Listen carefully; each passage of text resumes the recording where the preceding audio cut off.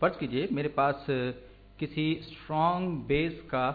1m यानी 1 molar solution, और फर्ज कीजिए ये हाइड्रोक्लोरिक एसिड या HCl है, और आप जानते हैं कि ये एक स्ट्रॉन्ग एसिड है, लिहाजा ये अपने पानी के साथ जब हम इसका सोल्यूशन बनाते हैं यानी एक्वस सोल्यूशन बनाते हैं तो ये उस एक्वस सोल्यूशन में मुकम्मल तौर पर डिसएसोशिएट हो जाता है, इसके मॉलिक्यूल्स टूट जाते हैं और H+ आयन्स में और क्लोराइड माइनस आयन में टूट जाते हैं। और आपको पता होगा कि H+ लिखें या हाइड्रोनियम H3O+ लिखें, बात एक ही होती है। तो मैंने इसका 1 मोलर सोल्यूशन बनाया, तो इसका मतलब क्या हुआ कि जब मैं इसको डिसॉल्व करूंगा तो ये H+ आयन की कंसंट्रेशन भी उस सोल्यूशन में 1m होगी, और इसकी जो pH होगी, अगर आपको याद हो, मैं बहुत दफ़ा कर चुका हूं कि -log⁻10 1 यानी कि जो इसकी कंसंट्रेशन है, तो ये बराबर हो जाएगा -0 जो कि 0 होता है। इसका मतलब ये हुआ कि pH अगर 0 है तो इसकी जो एसिडिटी है या इसमें H+ आयन्स की जो कंसंट्रेशन है वो 1 मोलर है, या और ये एक 1 लीटर सोल्यूशन अब फर्ज कर लीजिए अगर मैं ले रहा हूं, तो इसका मतलब ये हुआ कि इसमें 1 मोल मेरे पास H+ आयन्स हैं। और अब मैं ज़रा एक ग्राफ बनाने जा रहा हूं इस बॉक्स के अंदर, और टाइट्रेशन के हवाले से ये मैं ग्राफ बनाने जा रहा हूं। तो फर्ज कर लीजिए ये मेरे पास y एक्सिस पर pH है सॉरी, जो कि नेगेटिव लॉग होता है, और यहां पर ये बेस में 0 है, ये 7 और ये 14। तो मैंने सोल्यूशन का मेजरमेंट लिया और ये हाइड्रोक्लोरिक एसिड है जिसकी कि pH इनिशियली 0 है इस सोल्यूशन की, 1m सोल्यूशन की। अब मैं क्या करने जा रहा हूं, मैं इसको टाइट्रेट करने जा रहा हूं। इस एक्वस सोल्यूशन को टाइट्रेट का मतलब होता है किसी चीज को किसी दूसरी चीज में डालना, इस तरह से कंट्रोल इंक्रीमेंट्स के साथ, यानी थोड़ा थोड़ा करके किसी चीज को दूसरी चीज में डालना। तो यहां पर मैं एसिड बेस टाइट्रेशन करने जा रहा हूं और किसी रिएजेंट के साथ, और आपको पता होगा कि रिएजेंट बुनियादी तौर पर एक रिएक्टेंट ही होता है, रिएजेंट जो है वो एक रिएक्टेंट ही होता है, और यहां क्योंकि हम टाइट्रेशन कर रहे हैं तो हम उसको टाइट्रेंट भी कह सकते हैं। तो यहां मेरे पास इस सोल्यूशन में जो कि हाइड्रोक्लोरिक एसिड का सोल्यूशन है जिसकी कि इनिशियल मेरे पास pH 0 है, मैं इसको किसी बेस के साथ टाइट्रेट कर रहा हूं जो कि NaOH है, जिसका सोल्यूशन मैंने पहले से बना के रखा हुआ है। और फर्ज कर लीजिए कि इसके भी जो मोलैरिटी है वो 1m है, यानी कि 1 मोलर सोल्यूशन है।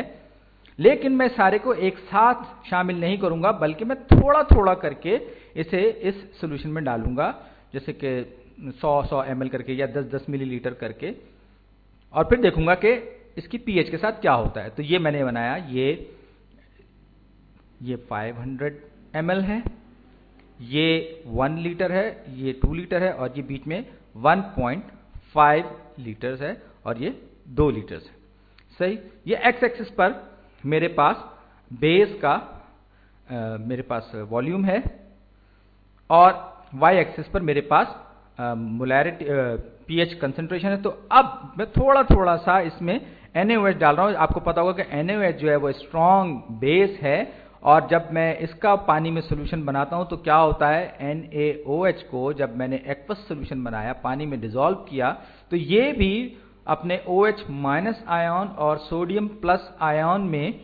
टूट जाता है, ब्रेक हो जाता है। तो मैं इस NaOH को शामिल करने का मतलब है कि मैं दरअसल OH आयन इसमें शामिल कर रहा हूं, और शामिल करने की वजह से क्या होगा कि ये H+ आयन्स को सॉप अप कर लेंगे, यानी उसको खा जाएंगे, उसके साथ मिल जाएंगे, उसको गायब कर देंगे। तो हमें इस बात से गरज नहीं पड़ता कि बेस क्या है, एसिड क्या है, लेकिन एसिड का मतलब H+ और बेस का मतलब OH- आयन्स हम ऐड कर रहे होते हैं इस सोल्यूशन में। तो हाइड्रोजन की जो कंसंट्रेशन है, एक बात याद रखिए कि कभी भी पूरा का पूरा गायब नहीं होता, और ये जो है थोड़ा बहुत रहता है, लेकिन हम उसको नज़रअंदाज कर जाते हैं, और जैसे जैसे आप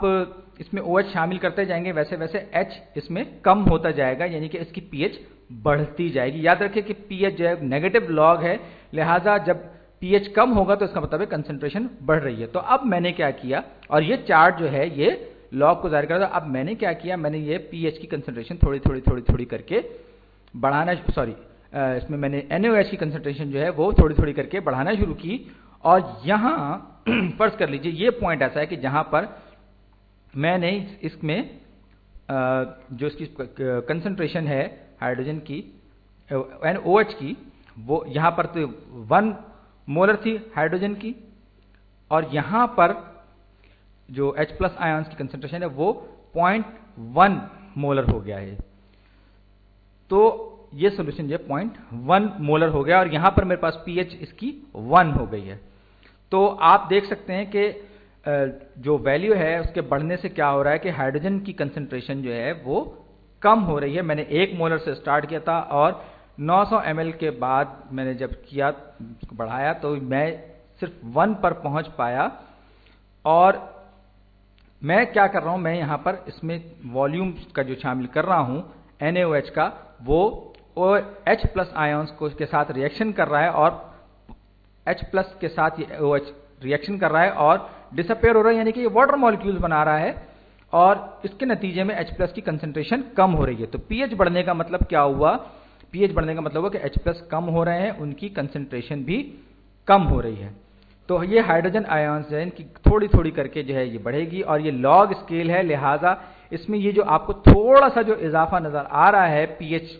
वैल्यू में, जो कि 0 से अभी सिर्फ 1 पर गई है, इसका मतलब है बहुत ज़्यादा इजाफा। और ये जो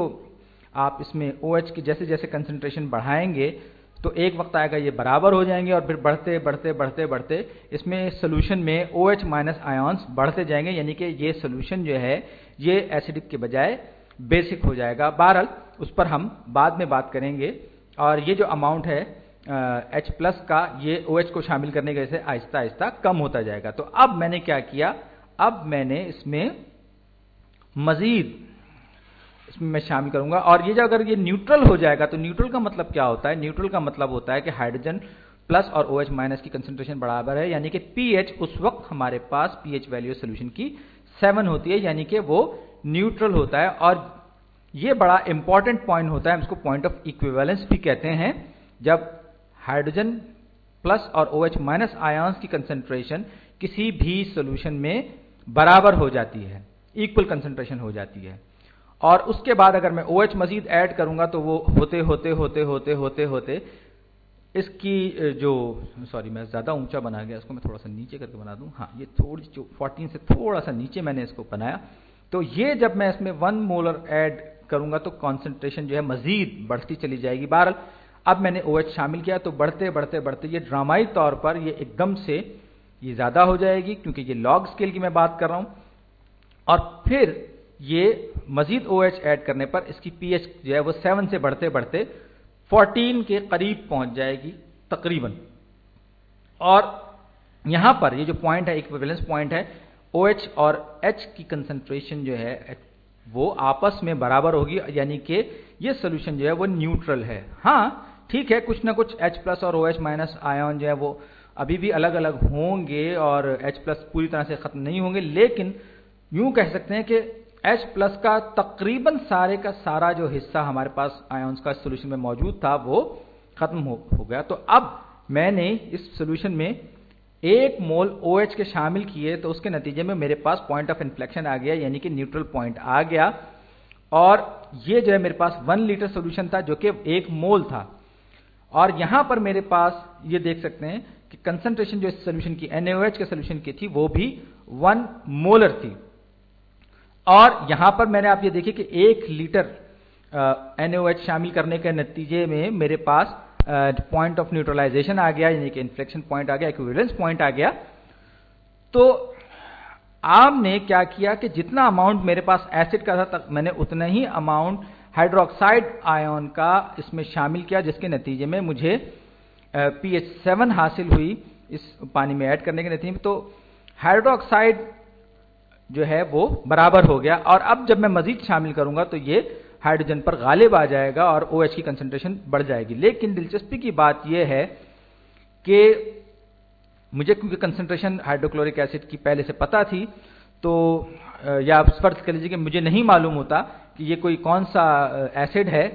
और बस मुझे सिर्फ इतना मालूम होता कि 1 मोलर सोल्यूशन है और इसकी जो pH वैल्यू है वो इनिशियली 0 है, और मैं इसमें NaOH शामिल कर रहा हूं। करते करते करते करते मैंने 1 लीटर हाइड्रोक्साइड आयन यानी NaOH शामिल करने के बाद मेरे पास पॉइंट ऑफ इक्विवेलेंस आ गया, यानी कि जो H+ आयंस थे वो सारे के सारे एलिमिनेट हो गए इस सोल्यूशन से। तो उसका मतलब क्या हुआ? इसका मतलब ये हुआ कि मेरे पास ये जो मिस्ट्री सब्सटेंस है इसके मैंने 1 मोल कंज्यूम कर लिए, 1 मोल, यानी इनिशियली मेरे पास 1 मोल थे इस पूरे सोल्यूशन में, और 1m सोल्यूशन के साथ रिएक्ट करने के नतीजे में वो 1 मोल ऑफ H+ जो थे वो सारे के सारे कंज्यूम हो गए। तो मैं ये कह सकता हूं कि ये एक स्ट्रॉन्ग एसिड है, और जिसको कि मैंने एक स्ट्रॉन्ग बेस के साथ टाइट्रेट किया है, और यही चीज़ हम आगे की वीडियो में वीक बेस और वीक एसिड के साथ भी करेंगे। लेकिन अभी हम यहाँ पर ये देख रहे हैं कि जितने मैंने मोल्स OH- के इस्तेमाल किए उतने ही मैंने H+ के इस्तेमाल किए। इसका मतलब ये है कि दोनों की जो कंसंट्रेशन हैं वो बराबर हैं, क्योंकि दोनों का इक्वल अमाउंट इस्तेमाल करने पर मुझे एक न्यूट्रल सोल्यूशन हासिल हुआ है, न्यूट्रलाइज सोल्यूशन हासिल हुआ है। तो अब जो मामला है, अब वो मामला है कि हमारे, अब जिस पर हम नेक्स्ट अगली वीडियो में भी बात करेंगे कि इक्विवेलेंस पॉइंट जो है वो इंपॉर्टेंट है, कि जहां पर pH 7 है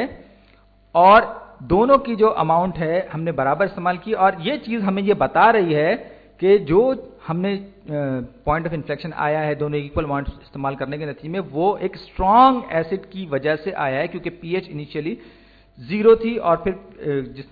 जिस तरह से हमने एडिशन किया और जिस तरह से चेंज हुआ, वो हमारे पास pH 7 आ गई इक्वल अमाउंट इस्तेमाल करें। तो ये चार्ट जो है ये हमें